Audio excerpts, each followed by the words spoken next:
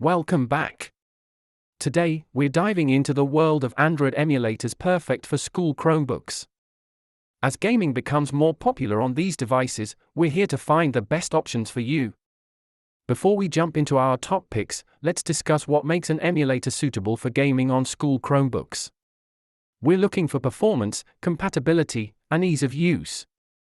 First up is BlueStacks, renowned for its smooth performance and robust feature set. It easily runs games and applications, making it a top choice for school use. Next, we have Nox Player. Known for its impressive gaming performance, it provides a stellar user experience with customizable controls. LD Player follows, offering great compatibility with various games and impressive customization options, perfect for the avid gamer. Fourth on our list is Emulator. This emulator shines with its gameplay features and strong specs, giving you the edge in gaming.